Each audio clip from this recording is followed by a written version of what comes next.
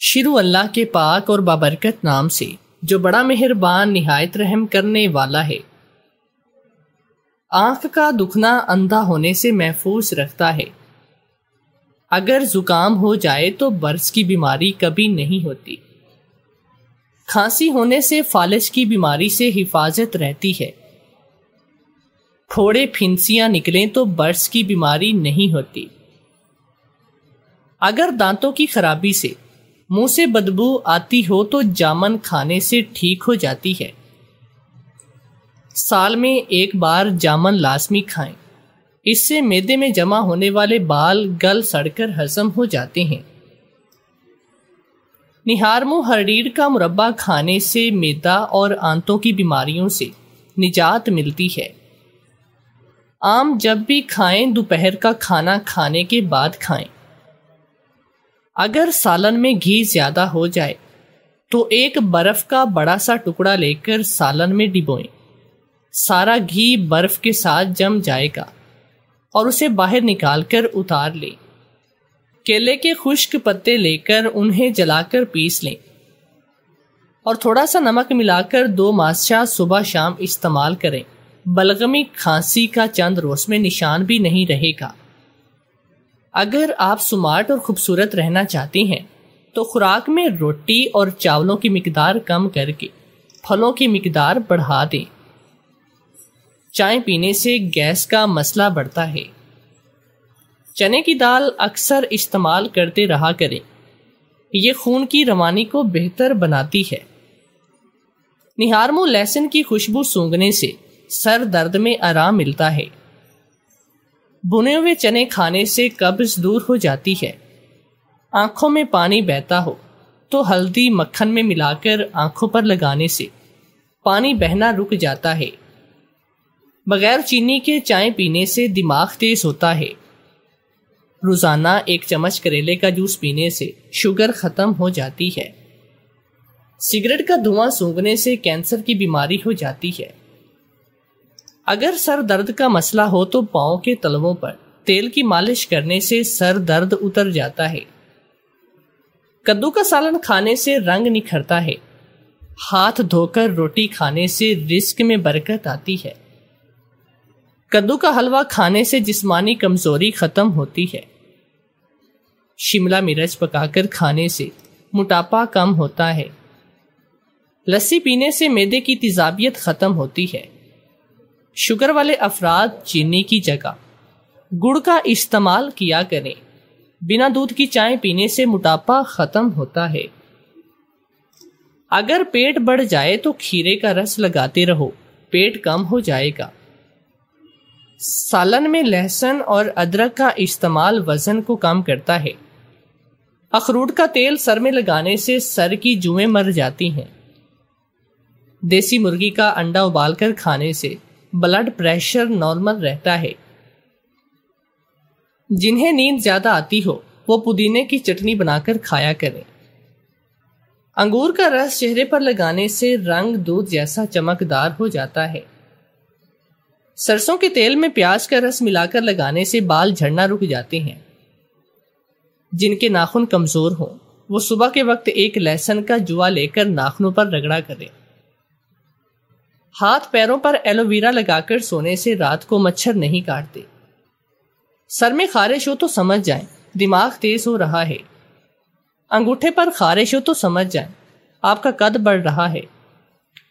پھٹکڑی پانی میں ملا کر غسل کرنے سے جسم سے پسینے کی بدبو ختم ہو جاتی ہے۔ زیادہ گھی والی چیز کھانے سے گلے میں انفیکشن ہو جاتا ہے۔ ٹھنڈے پانی سے نہانے سے خون کی گردش تیز ہوتی ہے۔ رات کو سوتے وقت منہ سے پانی آتا ہو تو صبح نہارمو جامن کھایا کرو۔ زیادہ سوتے رہنے سے یادداشت کمزور ہوتی ہے۔ جو لوگ دماغی کام کرتے ہیں وہ اسب گھول کو گرم دودھ میں ملا کر شام کے وقت 1 گلاس پیا کریں۔ اس سے دماغ اور سوچنے کی صلاحیت تیز ہوتی ہے۔ اگر آپ کو بے خوابی کی شکایت ہے تو کیلے کے اوپر زیرہ لگا کر کھائیں، رات کو گہری نیند آئے گی۔ پانی میں گلیسرین ملا کر غسل کرنے سے خشک خارش ختم ہوتی ہے۔ مولی کے بیج لیں، ان کو پیس کر ادرک کے پانی میں ملائیں اور منہ پر لیپ کریں، انشاءاللہ بہت جلد لکوہ ختم ہو جائے گا۔ اگر صبح اٹھتے وقت ایڑیاں دکھتی ہوں تو بکری کی چربی اور زیتون کا تیل ملا کر ایڑیوں پر لگائیں۔ ادرک، کیلا اور سلاد کھانے سے تیزابیت دور ہوتی ہے۔ جن بچوں کے سینے میں بلغم جالا آتا ہو اس کے لیے سہاگا لے کر کوٹ کر پانی میں پکا کر 2 سے 3 چمچ بچے کو پلائیں، فوراً سینہ صاف ہو جاتا ہے۔ گردے کا درد، دل کی کمزوری، قبض اور جگر کی خرابی میں تمام غذائیں ترک کر کے 40 روز تک آم کا رس استعمال کریں، ساری بیماریاں ختم ہو جائیں گی۔ کچے سیب پر گرم شہد لگا کر کھانے سے دماغ تیز ہوتا ہے۔ تیز میٹھا کھانے سے انسان بہرا ہو جاتا ہے۔ جس انسان کو زیادہ تر زکام رہتا ہو اسے بھولنے کی بیماری لگ جاتی ہے۔ کپڑے پر نیم گرم دودھ لگا کر آنکھوں پر مساج کرنے سے نیند جلدی آتی ہے۔ مہینے میں 1 بار گاجر کا مربع یا رس پیتے رہنے سے جسم سے زہریلے مادے خارج ہو جاتے ہیں۔ تو آئیے چلتے ہیں اب آج کی کہانی کی جانب۔ آج میں شادی شدہ ہوں اور 3 بچوں کی ماں ہوں۔ بڑی بیٹی 16 سال کی ہے، اس سے چھوٹی 10 سال کی اور سب سے چھوٹا بیٹا 7 سال کا ہے۔ میری بیٹی کو اسکول اور مدرسے کا مسئلہ ہے، وہ کہیں بھی نارمل ہو کر نہیں رہ سکتی تھی۔ اسکول جاتی ہے تو پرنسپل کی شکایت ملتی ہے، یہ اسکول میں لڑکیوں سے لڑتی ہے اور مدرسے میں کاریہ شکایت کرتی ہے کہ یہ پڑھتی نہیں، جبکہ میری بیٹی کا ذہن بہت ہی تیز ہے، وہ کسی بھی بات لمحے میں یاد کر سکتی ہے اور اچھا یاد کرتی ہے۔ میری بیٹی کی زندگی کا سب سے بڑا مسئلہ، اسے لگتا ہے کہ میں اسے سمجھ نہیں سکتی، اور یہی بنیادی وجہ ہے کہ ہم ایک دوسرے سے خائف رہتے ہیں۔ ایک دن میری بیٹی سکول سے لڑائی کر کے آئی اور اس لڑائی میں اس نے مخالف لڑکی کا سر پھاڑ دیا۔ خون بہت بہہ جانے کی وجہ سے میری بیٹی کی اس سکول سے نکال دیا گیا اور مجھے سکول بلایا گیا تاکہ مجھے معاملے کی سنگینی بتائی جائے۔ میں سکول گئی تو ہر طرف سے، ہر ٹیچر سے مجھے اس کی شکایت ملی۔ میں پریشان ہو گئی کہ میری بیٹی تو پوری طرح سے میرا روپ ہے۔ اس وقت میں نے اس لڑکی سے اور اس کے گھر والوں سے، ساتھ ہی اسکول کی آنر سے ایک گزارش کی کہ پولیس میری بیٹی کا آخری سال ہے، اسکول کا ایگزام تک وقت دے دے، پھر وہ یہاں سے چلی جائے گی۔ بڑی مشکل سے میں نے انہیں راضی کیا تھا، اس شرط کے ساتھ کہ اب میری بیٹی صرف پیپرز دینے ہی اسکول آئے گی، اس کے علاوہ وہ اسکول والوں کی ذمہ داری نہیں۔ اس کے پیپرز کی تیاری کی یہ بھی وہ خود کرے گی، ہوم ورک اسے دیا جائے گا اور اسکول والے انفارمیشن بھی کرتے رہیں گے۔ ساتھ ساتھ میں گھر آئی تو گھر آ کر ایک اور ہنگامہ میرا انتظار کر رہا تھا۔ میں نے اپنی بیٹی سے سوال کیا کہ یہ کیا حرکت تھی، کیا وہ شرمندہ نہیں اپنی حرکت سے؟ میرے ہر سوال کے آگے سے اس کا جواب تیار تھا اور انداز اور لہجہ بہت ہی برا۔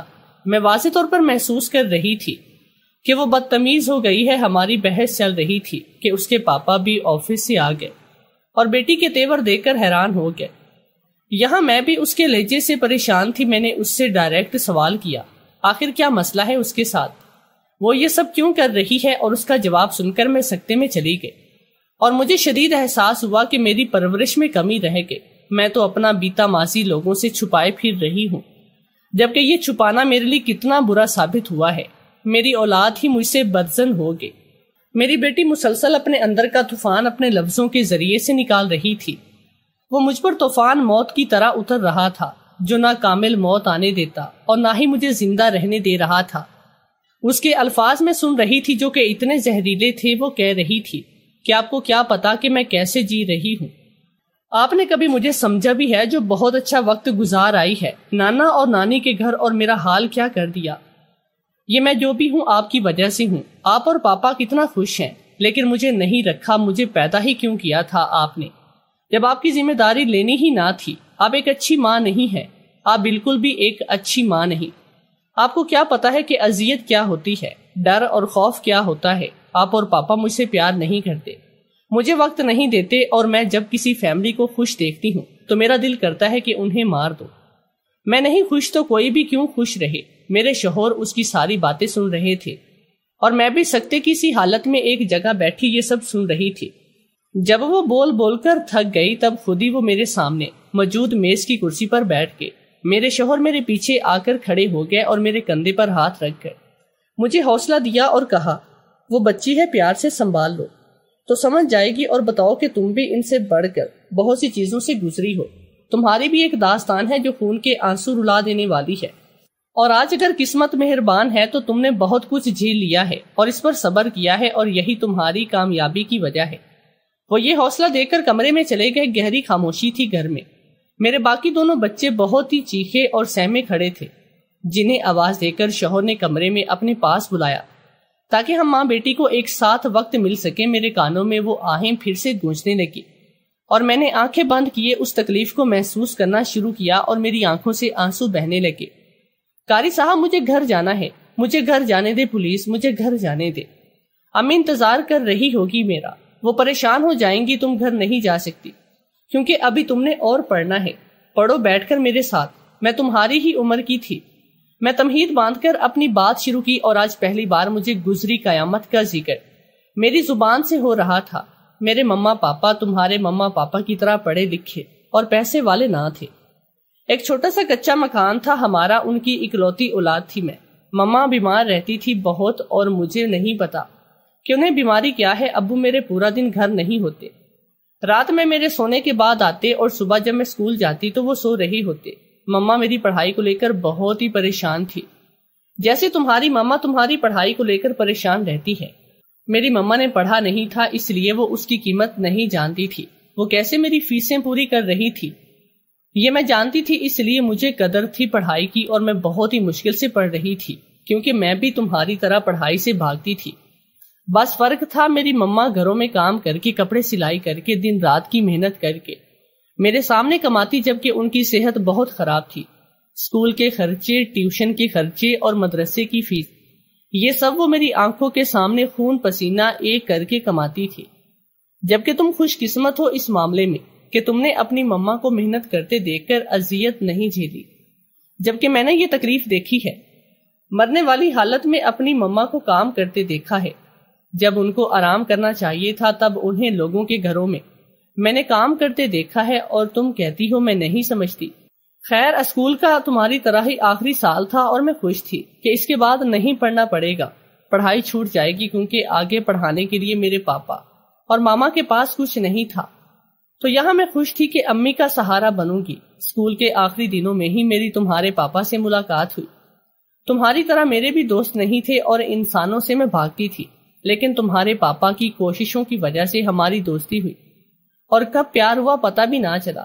وہ ایک اچھے آدمی ہیں، لیکن جانتی ہو وہ یتیم تھے، یتیم خانے میں پلے بڑے ہیں۔ کیا یہ اذیت جانتی ہو؟ والدین کا نہ ہونا اور صبح اسکول جانا، شام میں مکینک کی دکان پر نوکری کرنا اور ایک ایک سکہ جوڑ کر پیسہ کمانا تاکہ مستقبل بنایا جائے۔ آج تم ہمیں دیکھ رہی ہو اور کہتی ہو کچھ نہیں دیکھا۔ ہم تمہاری ذہنی کیفیت نہیں سمجھتے، جبکہ ہم دونوں ہی اپنی اپنی جگہ لڑ کر آئے ہیں۔ کیا تم نے کبھی پاک اور مقدس رشتوں کو اپنی نظروں سے گرتے دیکھا ہے؟ چلو بتاتی ہوں۔ عام دنوں کی طرح ہی میں اسکول گئی اور وہاں تمہارے پاپا بھی موجود تھے۔ اسکول سے واپسی پر ٹیوشن، اور ٹیوشن سے واپسی پر قاری صاحب کے گھر جاتی۔ میں ان کی بہت عزت کرتی تھی، ان کو اپنے والد کی جگہ مانتی تھی۔ میرے لیے وہ بہت ہی قابل عزت تھے۔ شام کے 7 بجے تک ان کے پاس پڑھتی۔ اس دن بھی 7 بج گئے تھے اور میں گھر جانا چاہتی تھی، لیکن کچھ عجیب سا محسوس ہو رہا تھا۔ قاری صاحب فون پر کسی سے بات کر رہے تھے اور مسلسل ہی فکر مند تھے، اور پھر فون بند کیا تو ان کے چہرے پر غیر معمولی سنجیدگی تھی۔ میں نے کہا، اچھا قاری صاحب، جب وقت ہو گیا ہے میں چلتی ہوں۔ ان کی عمر 50 سے 55 سال کے درمیان ہوگی۔ اکیلے رہتے تھے، بچے سارے ملک سے باہر تھے، کوئی ڈاکٹر نہ کوئی کچھ تھا، اور ان کی بیوی کچھ عرصہ پہلے ہی انتقال فرما گئے۔ تو مما نے ان سے گزارش کی کہ مجھے پڑھا دیا کریں۔ وہ بڑی مشکل سے مانے تھے، اور یوں میرا سارا دن ہی پڑھتے ہوئے گزرتا۔ اب بتاؤ تم یہاں کہ کیا تم اس اذیت کو سمجھ سکتی ہو کہ میں پورا دن ایک کے بعد ایک جگہ پڑھنے جا رہی تھی، گھر نہیں جاتی تھی۔ مما نے ٹائم ہی ایسا رکھا تھا، اور چھٹی والے دن بھی مجھے گھر سے باہر ہی رکھتی، کبھی کسی کے گھر چلی جاتی اپنی کی جگہ کام کرنے، اور وہی شام کے 7 بجے لوٹتی تھی۔ کیا یہ اذیت دیکھی ہے تم نے؟ ایک کام آپ کرنا ہی نہیں چاہتے، لیکن پورا دن یا پورا مہینہ اور پورا سال آپ وہی کریں، کوئی چھٹی نہیں، سوچو کیسا ڈپریشن ہوگا۔ اور میں اسے اپنے اندر پال رہی تھی۔ 2 وقت کا کھانا بھی مشکل سے ملتا، صبح باسی روٹی کے ساتھ ناشتہ، اور رات کا بس ایک وقت کا پیٹ بھر کر کھانا، اور سارا دن بھوکا رہنا۔ اس دن جس دن قاری صاحب کو فون کی کال آئی، اس دن انہوں نے مجھے 8 بجے تک بٹھا کر رکھا اور میں پریشان تھی کہ امی پریشان ہو رہی ہوں گی، مجھے گھر جانا ہے۔ قاری صاحب کا انداز سخت تھا، بدلا بدلا سا تھا۔ مجھے وہم ستانے لگے۔ میں نے وہاں سے بھاگنے کی کوشش کی، لیکن انہوں نے میرا ہاتھ پکڑا اور جارحانہ انداز میں گھسیٹتے ہوئے مجھے کمرے میں لے آیا اور آ کر مجھے کمرے میں بند کر دیا تھا۔ میری جان نکل گئی، دل حلق میں آیا۔ میرے کمرے کے دروازے کے ساتھ بیٹھ کر رونے لگی۔ 10 بجے کے قریب کوئی انہوں نے دروازہ کھولا اور میں وہاں سے انہیں دھکا دیتے ہوئے بھاگی اور باہر کا دروازہ کھول کر گھر میں داخل ہوئی، لیکن آج حیران ہوئی تھی۔ دروازہ کھلا تھا جیسے میں نے بند کیا اور اماں میرا انتظار نہیں کر رہی تھی، وہ سو گئی تھی۔ میرا دل ڈوب گیا کہ کوئی ایسی ماں بھی ہوتی ہے۔ اگلے دن میں وہاں نہیں جانا چاہتی تھی، میں رو پڑی۔ مجھ سے کل گزری قیامت نہیں بتائی گئی۔ اپنی ماں کو انہوں نے ایسا کیا، مجھے کمرے میں بند کیا اور کس طرح میں خود کو بچا کر بھاگی۔ اس دن میں نے ٹیوشن سے گھر آئی تو روتے ہوئے مما مجھے خود قاری صاحب کے حوالے کر گئی، اور آج بھی یہی ہوا۔ میں نے 7 بجے گھر جانا چاہا تو انہوں نے مجھے پھر سے کمرے میں بند کیا۔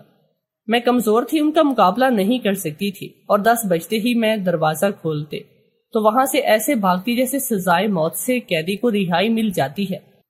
اور یہ روز کا معمول ہی تھا کہ روز ہی وہ مجھے روکنے لگے، اور اکثر دن بھی بچ جاتے تھے۔ جب گھر جاتی تو کھانا میرے کمرے کے بستر پر موجود ہوتا اور ایسا ماحول ہوتا جیسے سب سوئے ہیں، اور پورے دن کی تھکن ایسی کہ بستر پر لیٹتے ہی مجھے ہوش نہ رہتا۔ میں نے مما سے بات کرنے کی ٹھانی اور کہا، مجھے قاری صاحب کے گھر نہیں پڑھنا، وہ مجھے گھر نہیں آنے دیتے، مجھے سمجھ میں نہیں آ رہی کہ وہ ایسا کیوں کرتے ہیں۔ میں نے مما سے کہا کہ اسکول جانے سے پہلے کہ مما قاری صاحب صحیح آدمی نہیں۔ وہ ابھی بات پوری نہیں ہوئی تھی کہ مما نے تھپڑ مارا اور منہ پکڑ کر بولی کہ شرم نہیں آتی ایک ضعیف آدمی پر الزام لگاتے ہوئے۔ ان کے ہاتھ مجھ پر اٹھ رہے تھے اور ان کی زبان تمہاری زبان کی طرح زہر اگل رہی تھی۔ وہ کہہ رہی تھی کہ وہ بزرگ بندہ اس عمر میں تمہاری ذمہ داری اٹھا رہا ہے، تمہاری حفاظت کرتا ہے، اور تم اس کے بارے میں کیا الفاظ منہ سے نکال رہی ہو۔ کئی باتیں سننی میں نے اس دن، اور میری مما نے میری ایک نہ سنی اور بغیر میرے بارے میں فیصلہ سنا دیا۔ اسی دن میں اسی حالت میں سکول آ گئی اور سب نے مجھے دیکھا تھا، سب سمجھ گئے کہ میں مار کھا کر آئی ہوں۔ کلاس میں بہت سی لڑکیوں نے میرا مذاق بنایا، سب مجھ پر ہنس رہے تھے، اور وہاں صرف ایک لڑکا تھا جو غم زدہ نظروں سے مجھے دیکھ رہا تھا۔ کوئی آگے نہیں بڑھا، لیکن وہ اپنی جگہ سے اٹھا اور مجھے لے کر کلاس سے باہر چلا گیا۔ میرے بال درست کیے، مجھے پانی پلایا۔ اس دن ہم دونوں سب کی نظروں میں آ گئے۔ یہاں تکلیف کے نئے باب کھلے جو چند دن تھے وہ بھی عذاب ہو گئے۔ اسکول میں ہر ایک اپنا حصہ ڈال رہا تھا، ٹیچرز الگ سے باتیں سنا رہی تھی، ہر سبق میں شرم و حیا کا موضوع لے کر آتی، اور کلاس کی لڑکیاں اور لڑکے مجھے چڑھاتے اور تنگ کرتے تھے۔ وہیں دوسری طرف کوئی گھر پر ہمیں سننے کو تیار بھی نہ تھا، اور قاری صاحب کی روز کی روٹین وہ مجھے 10 بجے تک بلا وجہ روکے رکھتے۔ میں 16 سال کی تھی، تمہاری ہی عمر کے زمانے کے سرد گرم کو جانتی تھی، لوگوں کی گندی نیتوں سے واقف تھی، لیکن مدرسہ چھوڑنا میرے بس میں نہ تھا۔ گھر پر کوئی سن نہیں رہا تھا، وہی اسکول بھی ختم ہوا، بس پیپرز تھے اور میری چھٹیاں ہو گئی۔ جب یہ بات گھر آ کر بتائی تو گھر میں مما نے مجھے سلائی سینٹر میں نوکری لگوائی اور کہا کہ پارٹ ٹائم جاب بھی کرو، پڑھو اور ساتھ مدرسہ بھی کرو۔ گھر فارغ نہیں بیٹھنا۔ میں مما کی حالت دیکھ رہی تھی جو کہ دن بدن گرتی چلی جا رہی تھی، اور میں بہت ہی سخت پریشان تھی کہ کیا ہوا ہے۔ روز کئی میل پڑے ہوتے ہیں، پوچھتی تو کہتی کہ آج فلاں جگہ پر گری، کل فلاں جگہ پر گری۔ سخت پریشان ہو کر رہ گئی تھی، زندگی الجھی ہوئی، اور تمہارے پاپا سے میرا کوئی رابطہ بھی نہ تھا۔ سلائی سینٹر جاتے ہوئے مجھے تمہارے پاپا ملے ایک دن، اس دن میں نے بنا بتائے پورا دن غائب تھی، ان کے ساتھ ہی تھی۔ ہم دونوں نے ایک دوسرے کو شروع سے لے کر آخر تک ساری کہانی بتائی، ایک دوسرے کے بارے میں جانا۔ اسے میری زندگی اور حالات اس طرح سے الجھے ہوئے لگے جیسے مجھے میری زندگی اور حالات الجھے ہوئے لگ رہے تھے۔ ہم دونوں نے ارادہ کیا کہ ہم دونوں ایک ساتھ زندگی گزاریں گے۔ میں نے وہاں اس سے ضد کی کہ مجھے کوئی بھروسہ نہیں زندگی کا، مجھ سے آج ہی نکاح کرو، تمہارے آگے پیچھے کوئی نہیں، اور میرا پاپا اور مما کے سوا کوئی بھی نہیں۔ لیکن وہ دونوں بھی عجیب ہیں، سال بھر ہونے کو ہے اور اپنے پاپا کا چہرہ بھی نہیں دیکھا۔ پتہ نہیں وہ ایسی کون سی نوکری کرتے ہیں، اور مما کو کوئی فکر بھی نہیں۔ تمہیں اندازہ ہے قاری صاحب کتنا عجیب انداز اپنائے ہوئے ہیں۔ ان کے گھر جانا مجبوری ہے، وقت سے پہلے گھر جاؤں تو مما اندر داخل نہیں ہونے دیتی، اور قاری صاحب 10 بجے تک اپنی نظروں کے سامنے مجھے بٹھائے رکھتے ہیں۔ میں پاگل ہو جاؤں گی۔ تم نے مجھ سے نکاح کرنا ہے تو ابھی کرو، ابھی چلو میرے ساتھ مسجد میں، ورنہ رہنے دو، بات گری نہیں، بہانہ بناؤ۔ تمہارے پاپا سے وہاں بہت بحث ہوئی، میری اتنی بحث کہ میں نے نکاح سے ہی انکار کر دیا، اور بالآخر میرے ضدی انداز پر اس نے کہا کہ کل اسی جگہ ملنا، آج میں کسی نکاح خاص ہے یا کسی مولوی اور گواہوں کا انتظام کروں گا، اور جو نکاح کی شرائط ہیں ان کا بھی انتظام کروں گا۔ میں اس بات پر مان گئی اور اگلے دن اسی جگہ ملنے کا عقد کر دیا۔ میں مدرسے چلی گئی۔ قاری صاحب کے پاس جب میں گئی تو کئی بچے تھے، لیکن میرے بعد ان کے پاس کوئی بھی نہیں تھا۔ عجیب عجیب باتیں محلے والوں سے سننے کو ملتی تھی، کیونکہ اکثر سے بیشتر لوگوں نے مجھے رات کے پہر وہاں سے نکلتے دیکھا۔ اب تو آتے جاتے لڑکے بھی مجھے چھیڑنے لگے۔ قاری صاحب کے نام سے میں اگلے دن ٹھیک وقت پر اس کی بتائی ہوئی جگہ پر پہنچی، لیکن وہ نہیں آیا۔ دن میں سورج سر پر آ جانے کا انتظار کیا، وہ نہیں آیا۔ اگلے دن بھی میں نے انتظار کیا، اس سے اگلے دن بھی، اور یوں میں نے 1 مہینہ گزار دیا۔ میٹرک کے پیپرز بالکل سر پر تھے اور میں روز انتظار کرنے لگی، اور میں جلد ہی مایوس ہو گئی۔ نا امیدی نے اپنے پنجے گاڑ لیے تھے، اور میں نے تمہارے پاپا کے وعدوں پر مٹی ڈال کر پیپرز دیے۔ پیپرز ختم ہوئے تو گھر ہو کر بھی گھر تھی۔ صبح ماما نکال دیتی اور رات 10 بجے سے پہلے گھر میں داخل نہ ہونے دیتی، اور یہ تک بھی نہ سوچا کہ میں لڑکی ذات ہوں۔ کچھ اونچ نیچ ہو گئی تو میں بھی لاپرواہ ہو گئی۔ پھر گلیوں میں پھرنا اور نوکری تلاش کرنا، کہیں کوئی کام مل جائے۔ نہیں، قسمت میں ابھی مزید آزمائشیں تھی۔ آوارہ لڑکی کہلانے لگی تھی۔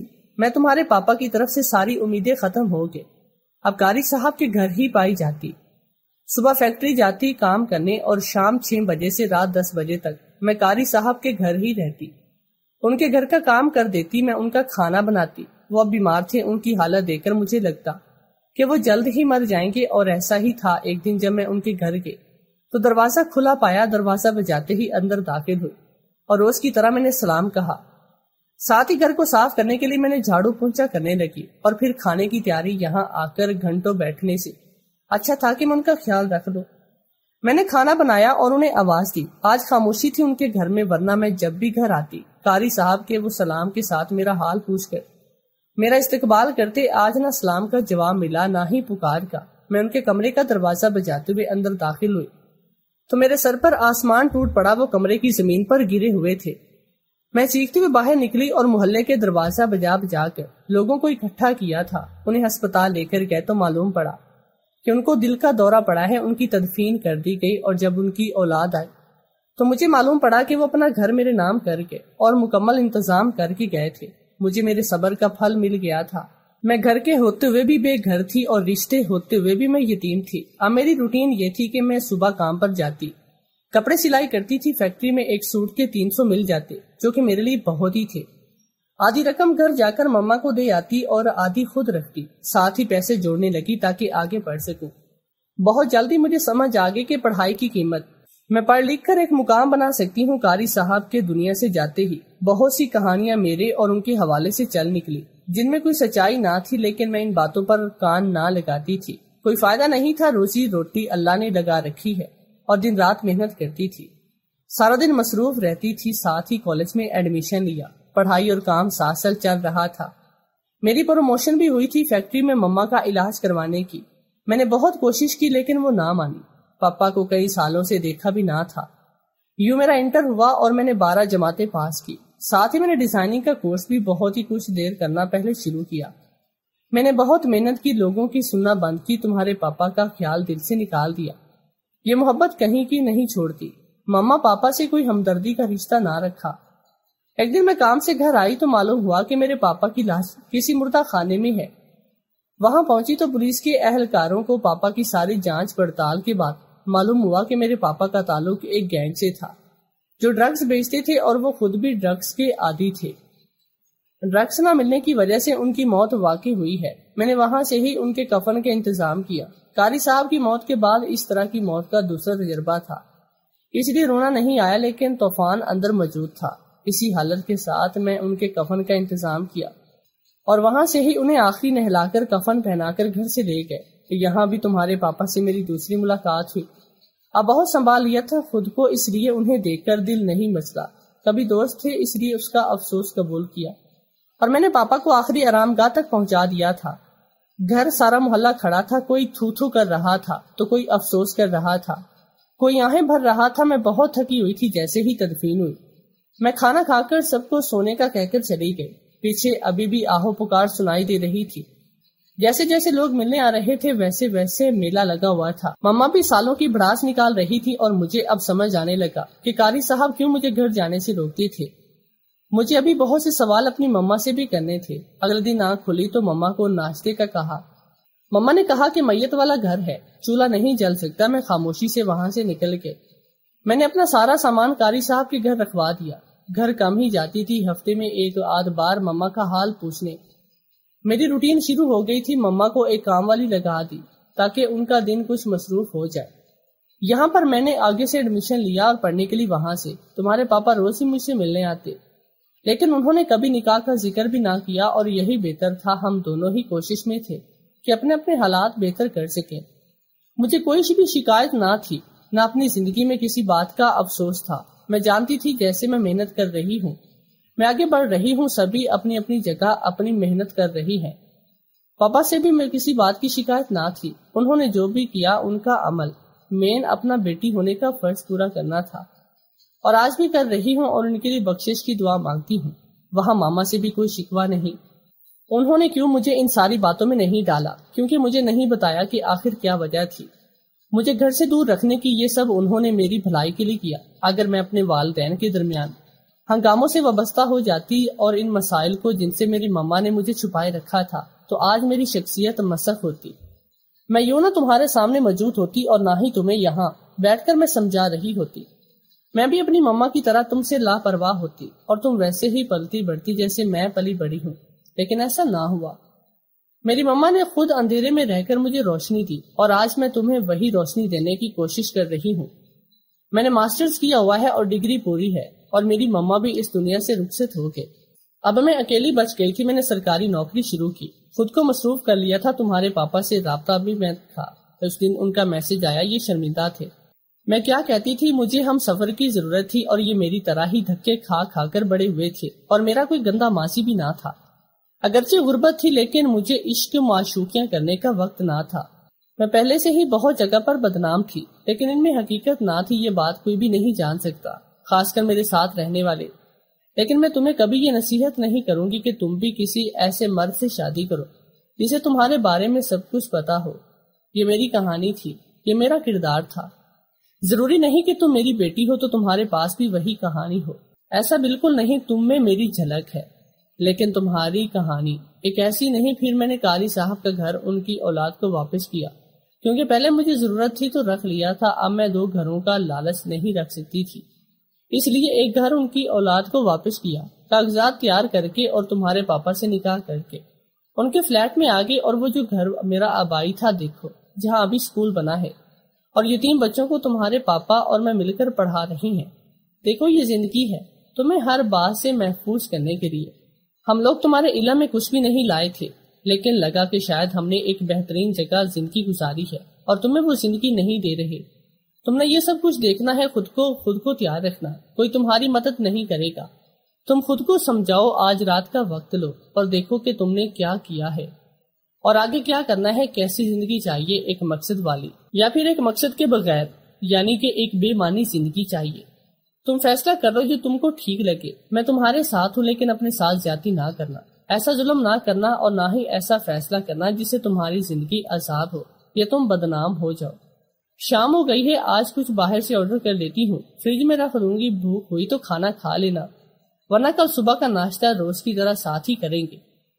میں وہاں سے اٹھ کر واپس گئی تو مجھے پتا چلا کہ شوہر اور باقی دونوں بچے بھی سن رہے تھے۔ میں نے اپنے دونوں بچوں کو ان کو اسکول کا ہوم ورک کرنے کے لیے بٹھایا، اور ساتھ ہی کہا کہ اپنی آپی کو نہ پتا چلنے دینا کہ تم دونوں کو جانتے ہو، اس کے لیے آسانی کرنا مشکل نہیں۔ رات سونے کے وقت میں میرے شوہر نے مجھ سے سوال کیا، لگتا ہے اثر ہو گیا ہے، کیا وہ بہتر ہے؟ کیا وہ بہتر ہو جائے گی؟ میں نے کہا اگر نہیں بھی ہوئی تو کیا ہوا، وہ ہماری اولاد ہے، کچھ غلط نہیں کرے گی، اگر غلط کرے بھی تو اللہ مالک ہے، وہ اپنے بندوں کو رسوا نہیں کرتا، وہ حامی اور ناصر ہے، تو ہماری اولاد بھی اس کی بندگی کرتی ہے اور ان کا بھی حامی اور ناصر رہے گا۔ اگلی صبح میری بیٹی بہت ہی تازہ لگ رہی تھی، جیسے نئے عزائم کے ساتھ کھانے کے ٹیبل پر موجود ہے، اور کھانا کھاتے ہوئے روز کی طرح مسلسل بول رہی تھی۔ وہ گھر کی رونق تھی، بس کچھ تیور بگڑے ہوئے تھے، وہ بھی سدھر جاتے اس کے پاپا سے بہت ہی محبت سب کرتے ہوئے، اور پاپا سے ان کی محبت کو دیکھتے ہوئے اس کی ایک ایک اس بات کو بہت ہی غور سے سن سکتے تھے۔ میں ہیڈ ماسٹر سے بھی سوری کروں گی اور اس لڑکی سے بھی اور اس کی فیملی سے بھی، اور میں کچھ چاکلیٹس اور فلاورز لے کر جاؤں گی۔ ساتھ وہ پھر سے شروع ہو چکی تھی اور ہم اس میں بہتری دیکھ رہے تھے، لیکن یہ تو ایک رات کی بات تھی۔ ابھی ایسے بہت سے مقام آنے تھے جہاں وہ غلطی کرتی اور زمین اور میرا شوہر اسے سمجھانے والے تھے۔